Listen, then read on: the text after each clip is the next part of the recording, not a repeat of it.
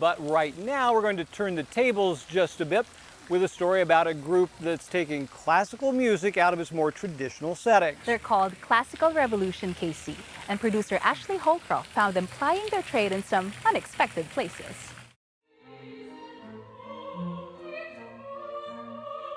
In late June, St. Paul's in Westport was filled not with typical liturgy, but with dozens of instruments breathing vivid color into Mozart's Requiem. But for this young conductor, an undertaking of this magnitude started far from the stage. With conducting, you start it when you're kind of already an adult and you're put in a position to have to sort of lead a bunch of musicians who have all been playing their instruments for years or decades, and you've been conducting in the beginning for no time. So you're sort of expected to be in charge of people who are clearly more capable at their sort of task, playing their instrument, than you are as a conductor, because time-wise, you just haven't have enough time to do it. Siblings and UMKC Conservatory graduates Nick and Alyssa Bell founded Classical Revolution KC in 2013. For Nick, it was an outlet for practice. For Alyssa, something else.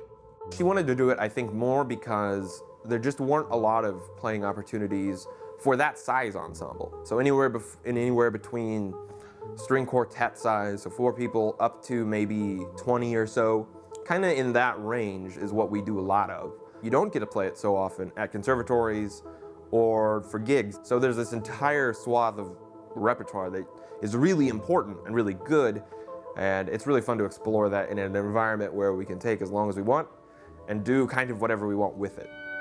Those uncharted waters even include the venues themselves, everywhere from the Buffalo Room, Vinyl Renaissance, to Californos, and many others. Diving deep into rarely played classical works, partnering with local indie talent,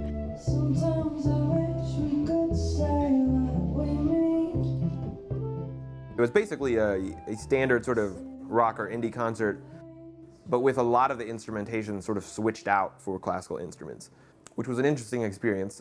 even wading into the nearly atonal exsanguination of Schoenberg's Pierre Lunaire.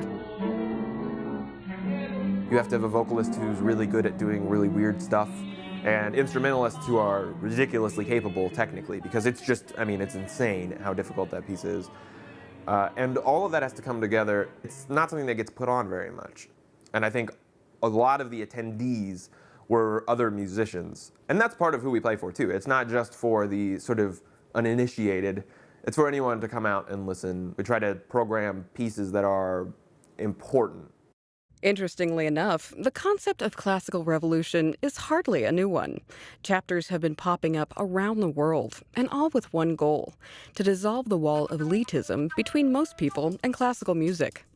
If someone's leaving one of our performances, I'd like them to think that classical music asks nothing of them. There's no box they need to check in terms of fanciness or tuxedo wearing, and all sorts of stuff that we just have sort of baked into the classical music experience and drives way more people away than it brings in.